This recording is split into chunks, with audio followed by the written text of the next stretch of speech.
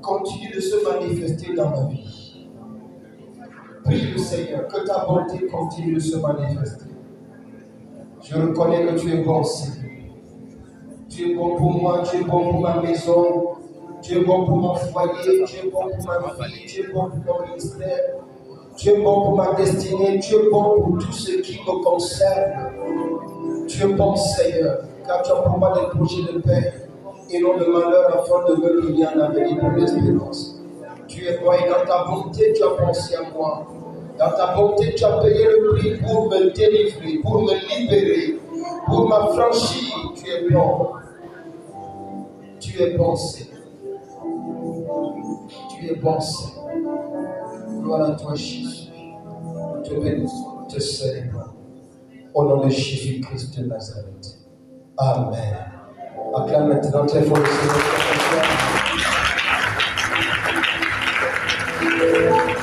Alléluia. Asseyons-nous dans la grâce du Seigneur. Gloire à Jésus. Nous disons merci à Dieu pour cette autre opportunité que le Seigneur nous accorde. Alléluia. Je crois que ceci est la deuxième édition Stratum ici. Gloire à Jésus. Amen. Je veux une fois de plus dire merci à Dieu pour le révérend pasteur Simon Pierre Bitoki. Alléluia. D'ouvrir les portes pour le bien de l'Église. Est-ce qu'on peut acclamer Jésus pour le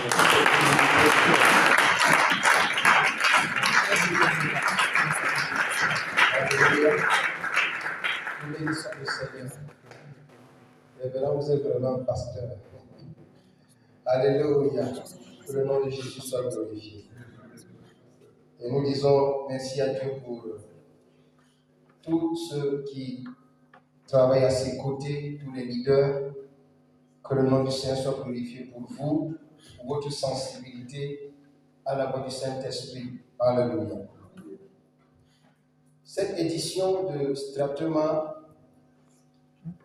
ici à la main, vous avez constaté pour ceux qui ont dans les flyers. Je veux encore, avant d'entrer dans le message, et que nous prions, parce que nous allons beaucoup prier, il faut que nous prions. Alléluia. Je voulais rappeler que Stratuma a un objectif principal. Gloire à Jésus. Susciter, équiper l'armée de l'Éternel. Et cela pourquoi? Pour trois choses. La première, conserver l'unité de l'esprit dans le lien de la paix. Amen. L'unité au sein de l'Église. Gloire à Jésus. Ça peut être l'Église locale, ça peut être l'Église de manière universelle dans une région. Alléluia. Comme ça peut être dans une assemblée. Deuxièmement, le Seigneur nous a mis à cœur d'évoluer ainsi pour équiper son peuple afin que son peuple soit capable d'affronter les défis de la fin des temps. Alléluia. Parce que pour ceux qui étudient l'histoire au fur et à mesure que les choses, le temps passe, il n'y a pas d'amélioration. Les choses vont de mal en pire. Donc les défis ne font que s'accroître. Troisièmement, nous voulons atteindre l'aspect concernant l'enlèvement de l'Église. Préparer l'Église à la prochaine venue du Seigneur.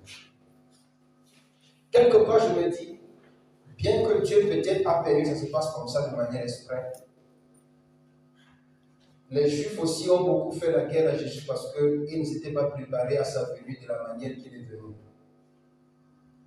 Amen. Mais nous avons le privilège d'avoir dans la parole du Seigneur les connaissances nécessaires qui nous permettent de savoir comment Jésus reviendra pour la deuxième ou bien pour la troisième fois. Alléluia. Puisque nous avons cette connaissance que lui-même nous a donné des signes, il a utilisé ses apôtres pour donner des enseignements dans ce sens qui nous oriente, alors nous ne devons pas être comme les Juifs de l'époque se sont comportés comme s'ils ont été surpris par la venue du Messie, sans savoir que la personne qui est crucifiée était leur Messie. Amen. Nous ne devons pas être surpris. C'est pourquoi, strictement, nous croyons que la prochaine venue de Jésus ne sera pas une surprise pour nous. Alléluia. Quand il dit strictement, ce n'est pas une dénomination, je parle de l'équipe strictement. Et c'est la mentalité que nous communiquons. Nous encourageons les chrétiens à être permanemment conscients que Jésus peut revenir à tout moment et qu'à tout moment je dois être prêt. Ainsi donc, ça ne doit pas être une surprise pour nous. Gloire à Jésus. Parce que même la manière qui viendra, la façon qui descendra même du ciel, tout est écrit. Nous avons le privilège et la grâce de Dieu de ne pas être surpris. On a tous les indices nécessaires. Est-ce que tu peux acclamer le Seigneur pour cela, s'il te plaît? Oui, nous avons ce privilège-là. Alléluia. C'est pourquoi Dieu nous a donné ce mandat. Dieu nous a donné ce mandat d'aller partout. Je ne peux pas oublier ce jour du 21 janvier 2020, entre 4h et 5h43, lorsque Dieu m'a parlé dans mon bureau. Je ne peux pas oublier ce jour. J'ai toujours mon cahier, c'est bien noté. Alléluia. Où le Seigneur nous a donné ce mandat pour son Église. Ce n'était pas un mandat pour Kérouma. C'était un mandat pour son Église. Et je voudrais qu'au cours de ces 3 jours bien-aimés dans le Seigneur, que le travail que le Seigneur lui-même va faire dans ta vie te mette dans des conditions spirituelles favorables et solides pour que tu puisses mener une vie chrétienne victorieuse sans malédiction. Est-ce que tu peux dire amen pour cela, s'il te plaît? Alléluia. Nous devons mener une vie chrétienne victorieuse sans malédiction. Sans malédiction. Parce que la parole de Dieu est claire. Christ a crucifié toutes les malédictions de la loi. Autrement dit, normalement, quand Jésus revient, les personnes qui seront enlevées sont des personnes qui ont des malédictions. Et quand il dit qu'il n'y a pas de malédiction, je ne suis pas en train de dire que tout le monde sera riche. Parce que vous savez, les chrétiens du 21e siècle pensent que quand on n'a pas beaucoup d'argent, alors on est sous une malédiction. S'il te plaît, cette semaine, on va balayer ça de ton esprit. On va balayer ça de l'esprit des gens. Alléluia. Il est temps que l'Église grandisse en maturité. Dis à ton voisin, il faut qu'on grandisse en maturité. Il ne faut pas penser toujours que le fait que tu n'as pas beaucoup veut dire que tu es maudit. Non. Ce n'est pas toujours le cas, bien aimé dans le Seigneur. Vous pensez que les apôtres étaient maudits? Les apôtres n'étaient pas maudits. Mais je suis sûr que là où tu es, si tu connais vraiment la situation actuelle des apôtres, tu aurais préféré être à leur place. Gloire à Jésus. Alors, je bénis le Seigneur pour ceux qui sont là ce soir. Si tu es là ce soir, c'est le Seigneur qui a voulu. Acclame le Seigneur pour toi.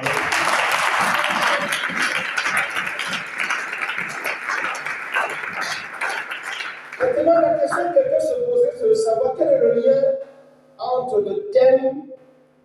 ce séminaire ici, à la Mecque d'Antioche, et la vision de Straton. On se pose la question, quel est le lien entre les deux? Pourquoi on parle de machine à la victoire sans malédiction? Pourtant, Straton parle de l'enlèvement de l'Église, de la préparation de l'Église, de la sanctification, ainsi de suite. Je veux juste te faire une introduction pour que tu comprennes. Gloire à Jésus. D'abord, l'apôtre Paul dit dans Éphésiens chapitre 5 que Jésus-Christ vient chercher une église glorieuse, sans tache ni ride. Et quand on parle d'une église glorieuse, c'est une église victorieuse. Alléluia. On ne peut pas parler de gloire sans victoire. C'est parce que Jésus a remporté la victoire par la croix que Jésus-Christ a la gloire éternelle. On dit souvent, après la croix vient quoi? La gloire. Ce n'est pas ça? Après la croix, après la croix, le trône. Donc, nous pensons qu'un chrétien qui évolue sous le joug des malédictions, un chrétien qui évolue sous le joug de permanents traumatismes, permanemment dans le traumatisme, permanemment agacé, permanemment oppressé et même certains possédés, il est difficile pour lui de vivre une préparation épanouie pour la prochaine venue du Seigneur.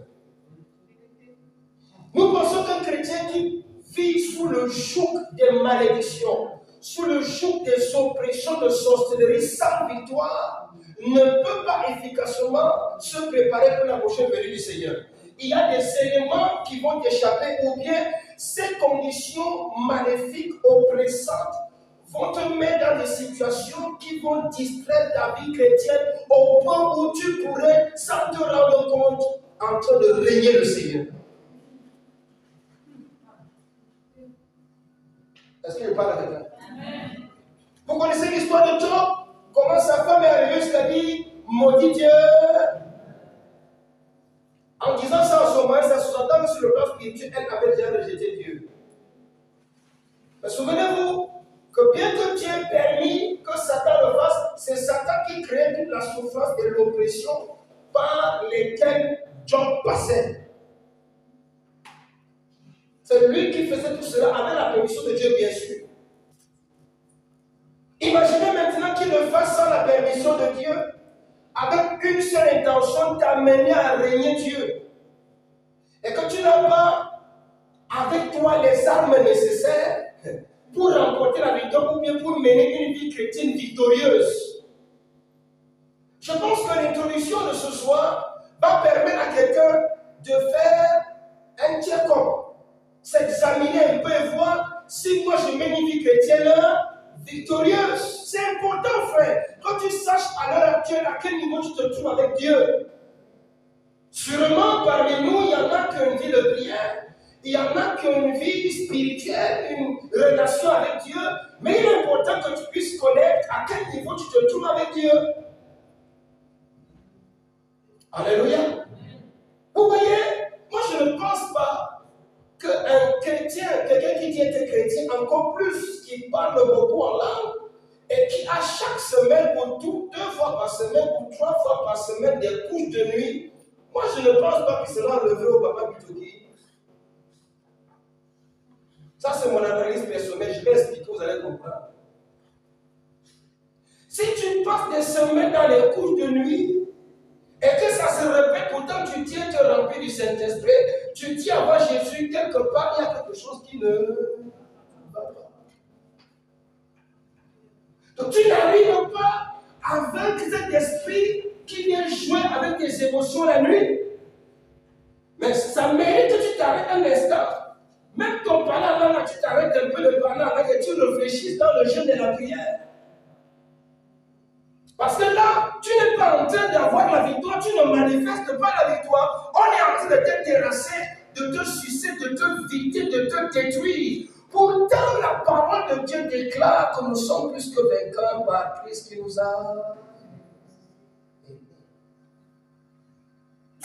Je pense qu'à un moment donné, quand un chrétien voit des cycles de problèmes se répéter, chaque fin du mois, On a un tel type de problème qui se répète tous les fins de mois, bien tous les milieux du mois. Ça ne fait que se répéter, ça nous crée des problèmes, ça se répète, ça nous crée des problèmes, ça se répète, ça nous traumatise. À un moment donné, il faut t'arrêter et essayer de chercher la face de Dieu. Ta vie chrétienne n'est pas victorieuse. Pourtant, Jésus-Christ a déjà prouvé à la victoire. Un chrétien qui se rend compte qu'il vient, il prie, Seigneur, je me repens de la fornication. Le lendemain, il paye commet la fornication. Il vient, il prie, Seigneur, je demande encore pardon. La semaine prochaine, il paye commet. Il vient, il prie, Seigneur, je demande pardon. La semaine prochaine, il paye encore commet. Je pense qu'à un moment donné, il faut reconnaître que ta vie chrétienne n'est pas victorieuse. Même dans le cas du foyer, du mariage, vous savez, on enseigne beaucoup de choses concernant le mariage.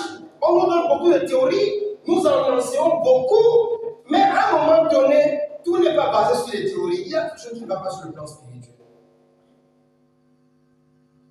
Cette semaine, ces 3 jours-ci, nous voulons parler et prier. Parce que nous voulons avoir une vie chrétienne comment? Victorieuse, belle, madame. Alléluia. Nous pensons donc qu'un chrétien peut être complètement délivré de toute forme d'influence diabolique. Nous pensons qu'un chrétien peut de jour en jour mener une vie chrétienne victorieuse. Victorieuse sur tout ce qui s'oppose à la nature de Dieu. Si à ton voisin c'est possible. Si à ton voisin c'est possible. Et je suis venu annoncer quelqu'un ce soir. Je te dis que tu sors de ce programme avec tous les armes nécessaires et la sagesse du ciel nécessaire pour que tu mènes une vie chrétienne victorieuse au nom de Jésus-Christ. Au nom puissant de Jésus-Christ. Ce n'est pas par l'effort de l'homme, mais c'est par la présence de Dieu. La présence de Dieu va agir dans ta vie. Il va agir dans ta vie. Et tu mèneras une vie chrétienne comment?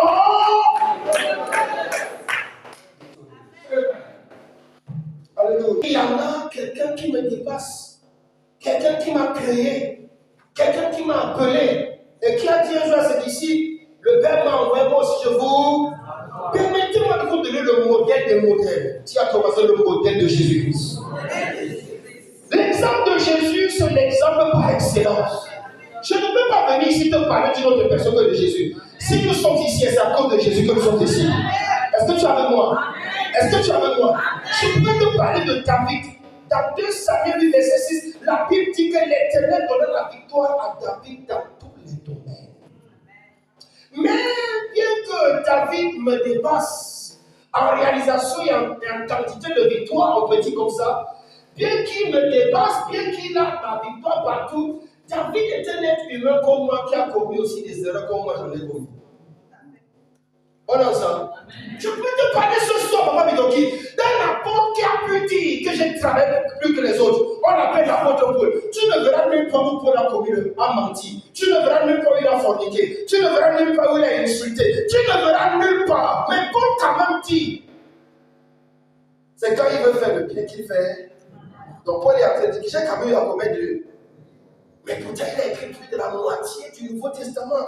Et en vérité, il a réalisé les grandes œuvres. Il a un modèle que nous pouvons suivre. Je pouvais te parler ce soir de l'apôtre Jean. Pour moi, qui est sur le plan prophétique, est le plus grand de tous les apôtres parce qu'il est le seul apôtre qui a eu la grande partie de la révélation du temps présent en son époque et de l'avenir.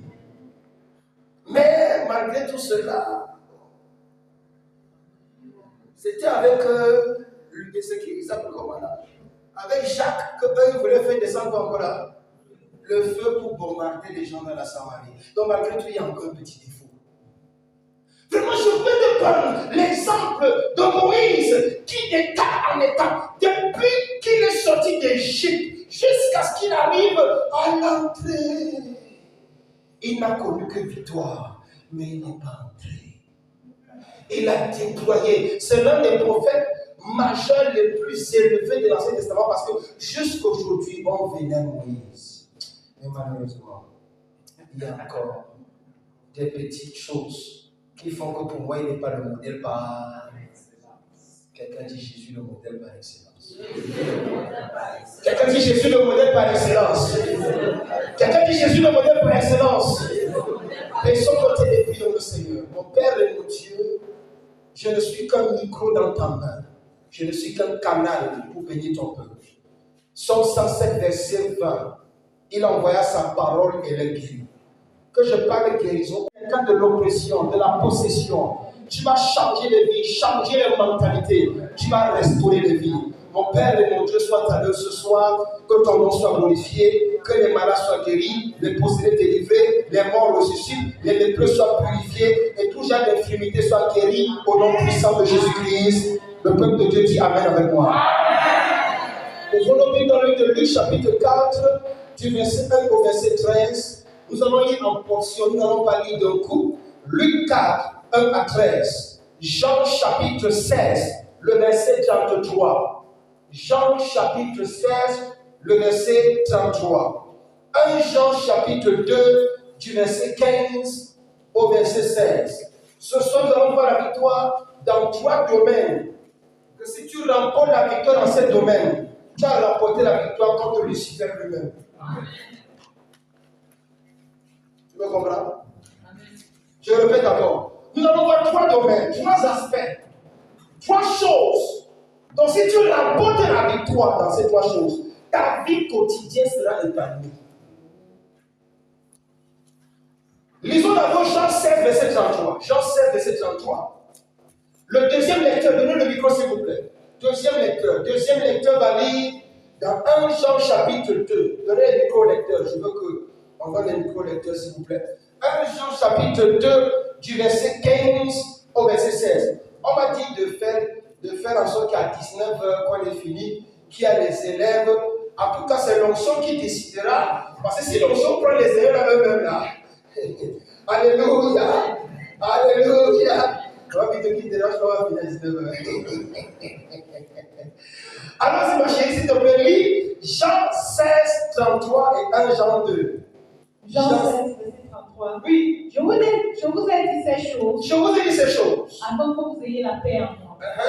Vous aurez des tribulations dans le monde. Oui. Mais prenez courage. Mais prenez courage. J'ai vaincu le monde. J'ai vaincu le monde. Avez-vous vu un prophète dans la Bible, un apôtre dans la Bible qui a tenu ce langage? Dire que ne vous inquiétez pas, moi, j'ai vaincu le monde. Autrement dit, il parlait au nom d'eux. Donc pour vous, j'ai vaincu. Y a-t-il un apôtre qui a tenu ce langage? Même Paul il a dit ça.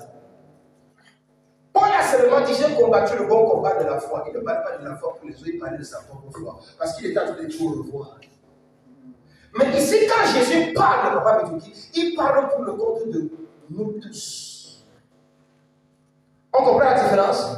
Quand Paul parlait que j'ai combattu le bon combat de la foi, j'ai remporté la victoire, il parlait par rapport à sa vie, quel est son mandat, sa destinée. Mais ici, quand Jésus parle, il dit aux disciples, vous, ne vous inquiétez pas, j'ai vaincu le monde. Autrement dit, le combat que vous devez livrer à ce niveau, moi j'ai déjà livré la bataille là. Je vous donne la garantie que le monde que vous voyez là, je ne les ai jamais par terre. C'est ce que Jésus a voulu dire. Aucun homme dans la Bible ne peut tenir ce langage. Ni avant Jésus, ni pendant, ni après, même dans 100 ans, si Jésus n'est pas revenu, même s'il y a l'homme de Dieu qui rassemble la planète Terre en une seule prédication, il ne peut pas dire ce que Jésus a dit là. Si à ton Jésus est le modèle de la victoire. Et Jésus nous dit qu'il a fait comment? Il a, quelque part dans Jean chapitre 15, quelque part il dit, le prince de ce monde vient et il n'a rien de lui. Gloire à Jésus. 1 Jean 2. Quand Jésus dit qu'il a vaincu le monde, il a vaincu quoi? 1 Jean 2, 15 à 16. Oui. N'aimez point le monde. N'aimez point le monde. Ni les choses qui sont dans le monde. Ni les choses qui sont dans le monde. Si quelqu'un aime le monde, l'amour du Père n'est point en lui. Oui. Car tout ce qui est dans le monde, tout ce qui est dans le monde, la convoitise de la chair. Dis à ton voisin la convoitise de la chair. Première chose qu'il y a dans le monde, c'est quoi? Première chose qu'il y a.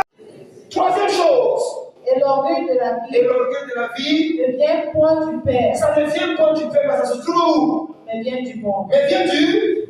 Mais vient d'où? Du monde. Quand Jésus dit, j'ai vaincu le monde. Jésus avait dit, d'après les paroles de l'apôtre Jean, Jésus dit, j'ai vaincu la convoitise de la chair, j'ai vaincu la convoitise des cieux, j'ai vaincu l'orgueil.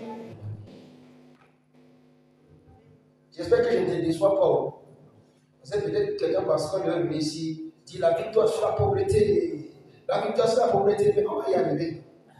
Parce que moi, je ne veux pas être pauvre, je refuse la pauvreté au nom de Jésus. Hey, mais je ne suis pas cupide. Je n'ai pas l'amour de l'argent dans mon cœur. Alléluia. Écoute-moi très bien. Lorsque Jésus dit j'ai vaincu le monde, il a vaincu la convoitise de la chair. Il a vaincu la convoitise des cieux. Il a vaincu l'orgueil de la vie. Lorsqu'on parle de victoire, dans un sens général, quand on parle de victoire, on parle de triomphe. Autrement dit, je laisse triompher. On a ça? Moi, je ne suis pas francologue, je ne suis pas enseignant de français. J'enseigne les mathématiques, la physique, la chimie et la technologie. Mais permettez-moi d'utiliser le petit français pour nous aider à comprendre ce que Dieu dit. Quand il dit qu'il a la victoire, ça veut dire qu'il a triomphé. Ça veut dire qu'il a la prédominance. Ça veut dire qu'il a le succès. Ça veut dire qu'il a gagné. Ça veut dire qu'il a réussi. Ça veut dire qu'il a la supériorité. Ça veut dire qu'il a conquis. Amen. On est ensemble? On est ensemble? Donc, si Jésus dit, ne vous inquiétez pas, j'ai vaincu le monde, Jésus a dit aussi que, ne t'inquiète pas, le succès que tu veux là, j'ai déjà pour toi. Amen. La réussite que tu veux là, j'ai déjà pour toi. Amen. La conquête là, j'ai déjà conquis pour toi. J'ai déjà fait ces choses-là pour toi. Amen. Il y a quelques personnes qui disent Amen ici. Amen. Dans un sens figuré, dit le dictionnaire, la victoire c'est l'accomplissement. La victoire c'est le progrès. La victoire c'est avancer, c'est maîtriser. La victoire c'est l'épanouissement. Je prophétise sur la vie de quelqu'un ce soir. Amen. Que l'accomplissement soit ton partage. Amen. Que le progrès soit ton partage. Amen. Que l'avancée soit ton partage. Amen. Que la maîtrise soit ton partage. Amen. Que l'épanouissement soit ton partage. Amen. Que le succès soit ton partage. Que la réussite soit ton partage. Amen. Que la supériorité soit ton partage. Amen. Que le triomphe soit ton partage. Amen. Que la prédominance soit ton partage. Au nom puissant de Jésus. Maintenant, regardons comment Jésus le fait dès le départ. Revenons maintenant dans le chapitre 4. On va lire portion par portion. Amen. Nous allons voir ces trois domaines-là que Jésus a vécu. Du verset 1 au verset 4. Luc 4, 1 à 4. Luc 4, 1 à 4. Oui. Jésus, rempli du Saint-Esprit, revint du Jourdain et il fut conduit par l'Esprit dans le désert, où il fut tenté par le diable pendant 40 jours. Oui. Il ne mangea rien durant ces jours-là. Et après qu'il fut écoulé, il eut faim. Oui. Le diable lui dit, si tu es fils de Dieu, ordonne à cette pierre qu'elle devienne du pain. Oui. Jésus lui répondit, il est écrit, l'homme ne vivra pas de pain seulement. Amen. Amen. Amen. Amen. Regardons d'abord les victoires de Jésus. Ensuite, regardons ce qui a permis à Jésus d'avoir cette victoire. On est ensemble? Amen. Il dit, le diable dit à Jésus, si tu es le Fils de Dieu, ordonne ce caillou de devenir du pain et mange. Et Jésus te dit, l'homme ne vivra pas de pain seulement, mais de toute parole qui sort de la bouche de Dieu. Je te pose une question. Le pain nourrit quoi? Le pain nourrit quoi? Le héros nourrit quoi? Le poulet nourrit quoi? Non, le poulet pas autre chose, c'est ça. Le poulet fait grandir ton esprit. Parce qu'il y a des gens ici dehors qui se comportent comme si s'il n'a pas mangé le poulet, il l'a payé aussi. Si décembre arrive et qu'il n'a pas mangé le poulet, c'est comme s'il n'a pas fêté. Que Dieu te délivre. Amen. Amen. C'est la convoitise de péché. Il y a des gens qui, quand décembre arrive, s'il n'a pas mangé le pays soufflé, les gâteaux et les biscuits, je ne sais pas quoi, c'est comme s'il n'a pas connu décembre. C'est ça. Que Dieu te délivre. Amen. Je vous dis la vérité. La nourriture que tu vois là, ça amène beaucoup de gens en fait. Le cosmos que tu vois là, ça amène beaucoup de gens en fait. Satan sait que ton corps a besoin de manger. Hein? Mais quand tu vas manger sous l'effet de la convoitise, l'ennemi est déjà en train de te terrasser. Est-ce que vous savez que nous, les enfants de Dieu, nous ne sommes pas faits pour trop manger? Vous savez ça? Jésus a dit, ce qui entre dans le ventre ne sort. Mais ce que Jésus met en toi ne sort pas. La nourriture que Jésus nous donne spirituellement est une nourriture éternelle. Lorsqu'il dit l'homme ne vivra pas de pain seulement, mais de toute parole qui sort de la bouche de Dieu. Plus tard, Jésus va dire, le ciel et la terre passeront, mais ma parole demeure comment? Quand tu te nourris de la parole, tu te nourris de l'éternité. Et le diable n'aime pas les gens qui se nourrissent de l'éternité. Parce que quand tu te nourris de l'éternité de Dieu, pas du diable, parce que Satan aussi a sa part d'éternité, mais c'est où ça en enfer. Mais quand tu te nourris de l'éternité de Dieu, tu mèneras sûrement une vie chrétienne comment? Victorieuse. L'autre jour, je disais aux chrétiens, est-ce que vous pouvez faire un sacrifice de consacrer tout l'argent de votre petit déjeuner et de ne pas manger tous les matins jusqu'à l'entrée avant de manger, et l'argent du petit déjeuner, vous collectez ça et vous venez donner ça à l'église? Qui a compris ce que je dis là? Il y a beaucoup de choses que je vais vous dire qui vont vous surprendre, qui vont vous faire rire, mais je suis très profond. Je répète encore. Je vous dis, les enfants de Dieu ne sont pas faits pour trop manger. C'est la vérité que je te dis. Pour que tu comprennes ça, regarde la vie de Jésus-Christ. Et l'apôtre Paul dit, soyez mes imitateurs comme je le suis de qui? Mais si on doit imiter Paul qui a imité Jésus, et quelque part il dit, soyez les imitateurs de Dieu. On peut compter dans la Bible combien de fois Dieu a mangé. Bravo. La première fois que je me rappelle que Dieu a mangé dans la Bible, c'est dans Genèse chapitre 18. Lorsque Dieu est venu voir, quand il dit Dieu a mangé, ça surprend les gens ici. Hey, Dieu a mangé où? Ça va écrit, maman? Il a mangé. Il a mangé. Bon, laissons le placer un peu chacun. Abraham, il était quoi? La femme de Sarah préparait. La femme d'Abraham a préparé Sarah. Et il a apporté, il a dit, l'Éternel a parlé à Abraham 3 hommes. Et ils sont venus. Et celui qui était au milieu, c'était l'Éternel lui-même. Les gens qui vous disent que Dieu n'apparaît pas, ce sont les menteurs. La Bible dit que Dieu apparaît. Tu m'écoutes? Il ne faut pas spiritualiser les mots. C'est clairement écrit que l'Éternel apparaît.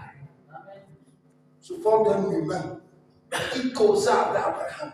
Et il mangea, il a bu le lait, il a mangé. Ça relevait ce qu'on appelle le haut niveau de l'humilité de Dieu. Dieu, dans le but de sauver l'humanité, se rabaisse à un niveau de sa créature, seulement parce qu'il veut sauver l'humanité. Dieu est venu comme ça seulement parce qu'il voulait trouver un moyen de sauver Sodome. Parce que selon sa justice, Sodome et Gomorrhe doivent être rasés de la planète. Mais Dieu a cherché les moyens et il a dit, bon, pour entrer dans la dimension de sauver les gens là, je deviens comme une créature. Donc ce n'est pas la venue de Jésus qui est la première fois que Dieu devient homme pour sauver les hommes. Sauf que les autres fois, quand Dieu venait sur terre sous forme humaine, il ne venait pas mourir à la croix. Il venait pour interpeller les hommes afin de faire quelque chose. Là maintenant, qu'est-ce qu'il fait? Il contourne ses propres lois spirituelles. Parce que s'il restait dans sa position divine pour juger, il doit frapper. Bam! Maintenant, pour changer les données, qu'est-ce qu'il fait? Dieu est plus sage que toutes les créatures qu'il a créées. Il prend la position de l'être humain. Il vient parler à l'être humain. Il laisse le conseil céleste, il vient créer un conseil comment? Terrestre. Si ça va marcher là pour sauver, je viens gérer ici sur terre pour sauver. C'est là qu'il consulte Dieu. Hello. C'était une parenthèse. On y reviendra le jour qu'on va travailler sur le ministère de l'intercession. Regarde, ça c'est la première fois que tu as mangé. La prochaine fois que tu as mangé, je ne me rappelle même pas trop. C'était mon avocat. Avant la venue de Jésus. Les autres fois, si tu as mangé, on va dire, quand les gens ont fait des sacrifices, ils ont fait des sacrifices, ils brûlaient, ça montait comme un parfum de bon. Mais vois-tu, Dieu n'est pas un mangeur. Mais la Bible a dit, mon Père travaille jusqu'à présent, moi aussi je... Dieu est un travail.